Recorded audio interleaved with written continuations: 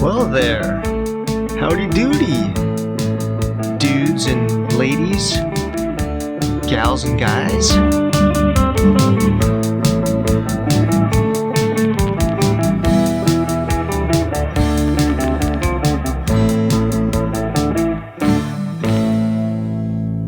This is your host Young, with episode 36 of Mouth Dancing. I gotta be honest with you guys. I'm recording this episode immediately after the last one. I'm recording it ahead of time because I'm gonna be out of town, so I'm not gonna be really available, I guess, to record a podcast. I guess I could record it out of town, right? I don't know, I'd have to do it on my phone or something though. I wonder what the audio would sound like.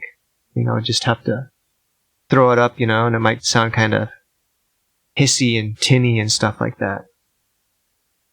No, it's not like the audio quality is that great or anything during the regular episodes.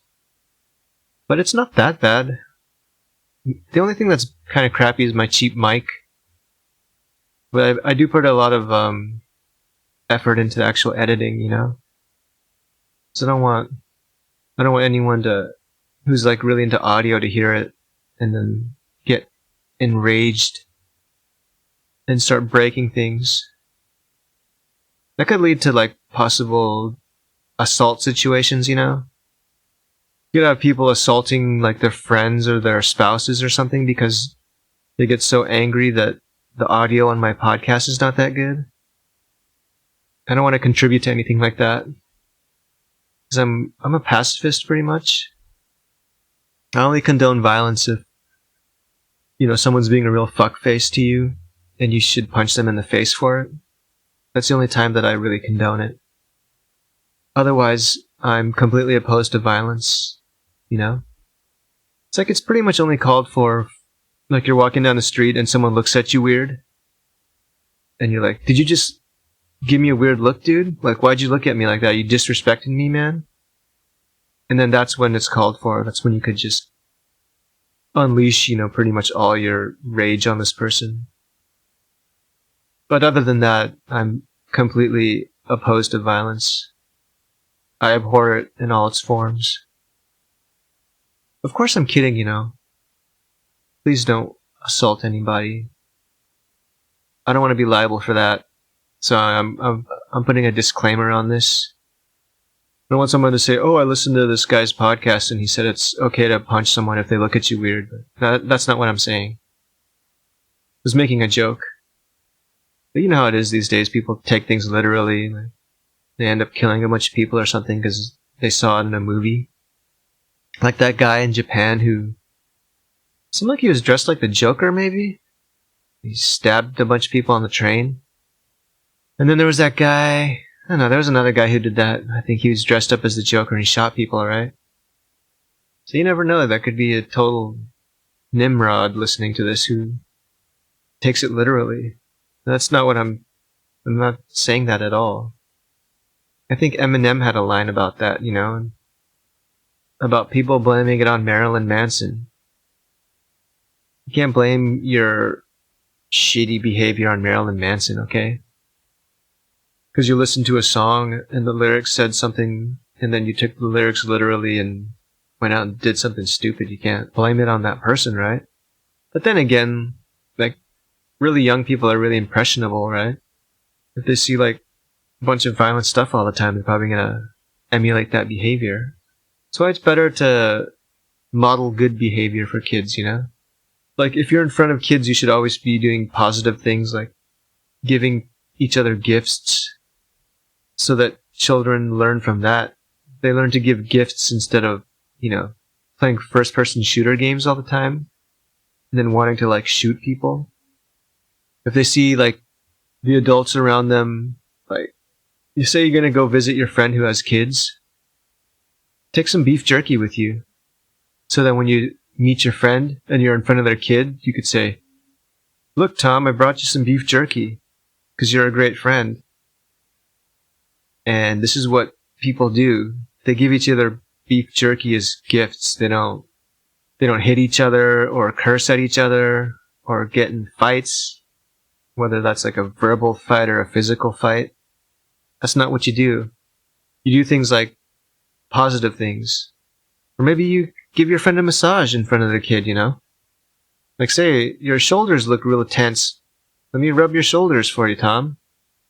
Then your kids see you, giving your friend Tom some beef jerky or massaging him. And that's the kind of thing they're going to do instead of bad stuff. Like wanting to shoot a gun at people or, I don't know, steal a car. I think there are games about stealing cars, right? Like Grand Theft Auto. I wouldn't let a kid play that game. They're just going to learn a bunch of bad stuff like it's good to go out and steal cars and beat people up and shoot people, things like that. And, run people over with your car or, I don't know.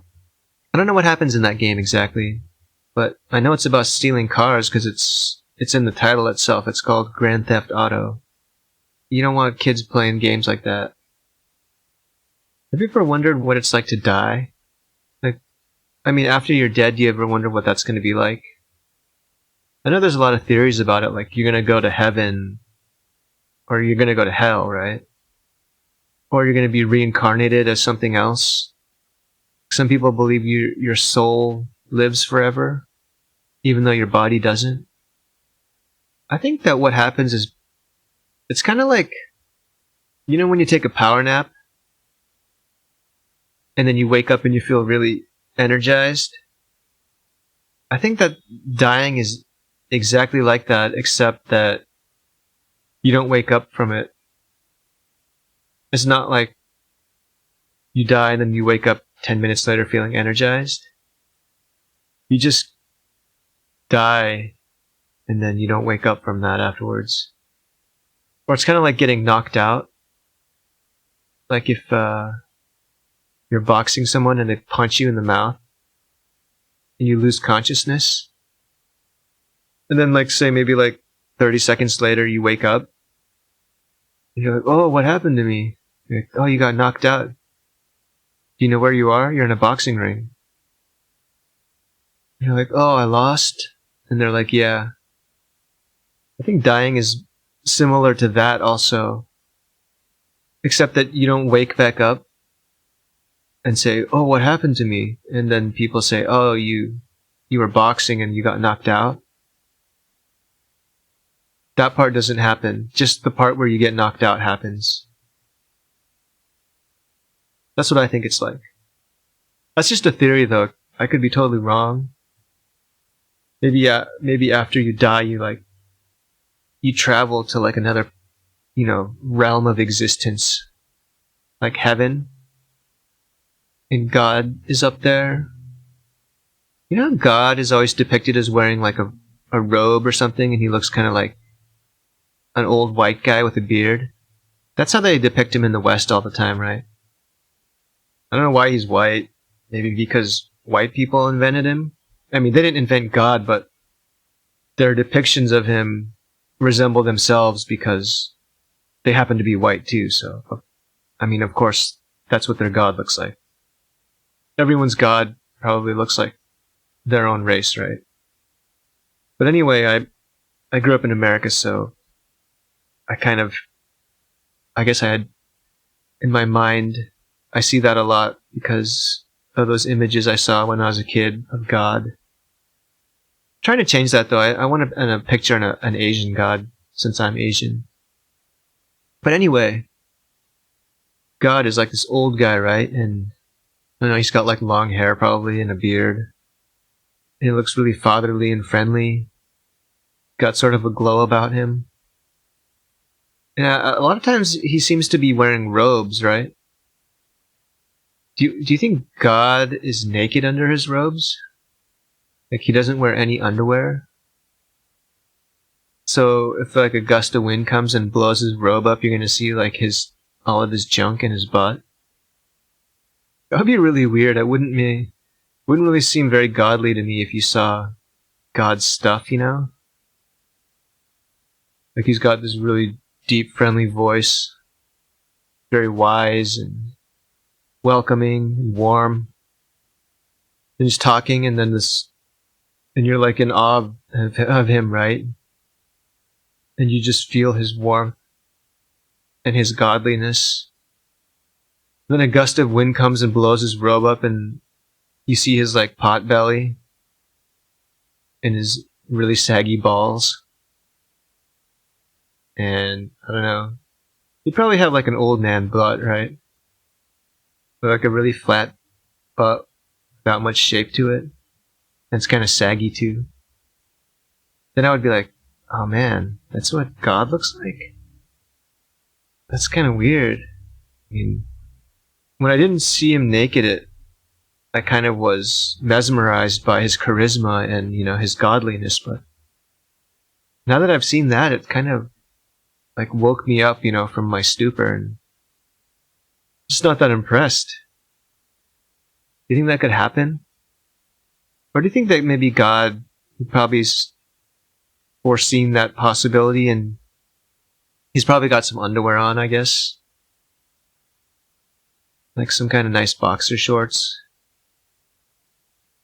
Or maybe God doesn't even have like a penis and a butt and stuff like that. Maybe he's just like kind of smooth down there like a Ken doll. That'd be kind of weird too, actually. That God's probably just not human in the first place. The only reason God is human in the human imagination is because humans imagined him, right? I mean, they say that God created man in his image, but it's more like man created God in his image, right? I think a famous philosopher named Feuerbach said that. I agree with that. I think it's true. I think other people have said it too, before him, like something about the gods always resemble the people who thought of him, right? So for the Egyptians, God looked like an Egyptian person, and for the Aztecs, God looked probably like a indigenous South American person. For Chinese people, yeah, even Chinese people, when they depict Buddha, he's more Chinese looking, and when Indian people do it, he's more Indian looking. Which makes sense since Buddha was from India, but anyway, you get my drift, right? And then of course white people made Jesus look like a white guy, even though the religion is from the Middle East, and Middle Easterners are obviously not pale-skinned, blue-eyed, blonde-haired people. Everyone has to make God look like themselves because they have a hard time worshipping someone who doesn't. It's really a really hard pill to swallow, I think, that God doesn't look like you, right? That's why people get into such they get so worked up about religion, right? Because they're like, I'm not going to worship that God. That God does not look anything like me. And in my mind, God must look something like me. Not like that person over there. No fucking way I'm going to worship that God. You'll have to kill me before I do that. People basically worship themselves, right? Very egotistical and narcissistic and all that stuff. That was a wonderful train of thought. Did you guys enjoy it? I sure did. Lovely talking to all of you. I really enjoy your company, and I hope you enjoy mine. Hope you like listening to me, because I like talking to you. And if you have a podcast, let me know about it so I can listen to you talk. Not just the other way around all the time.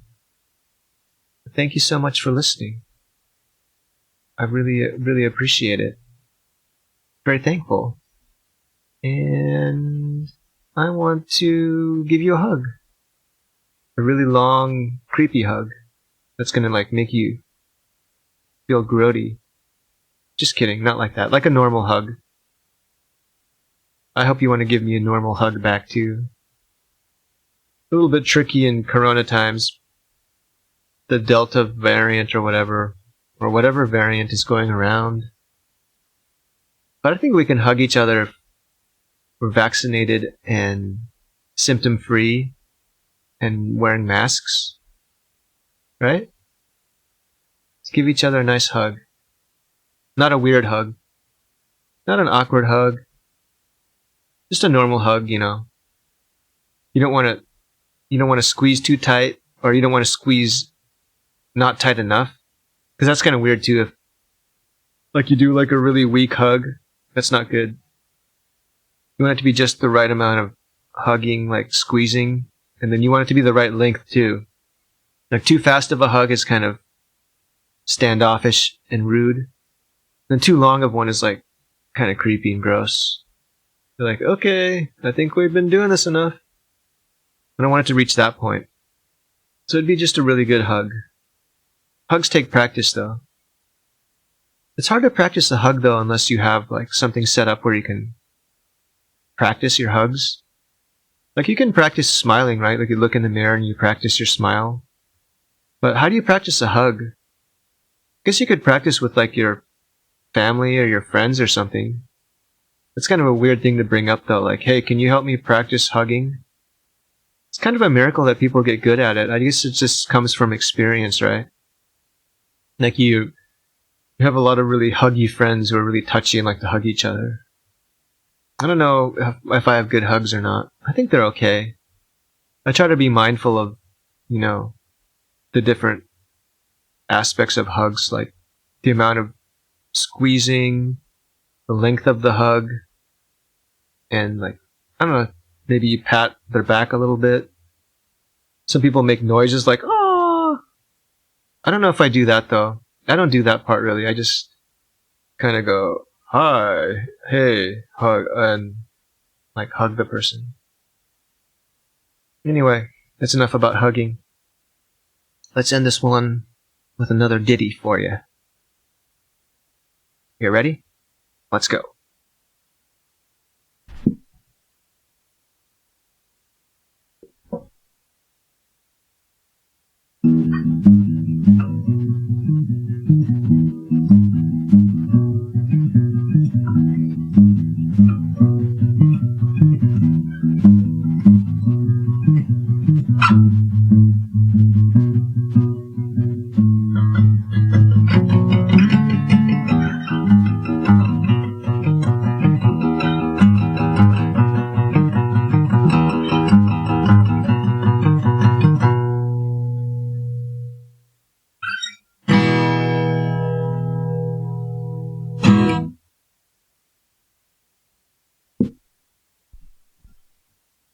Thanks for listening.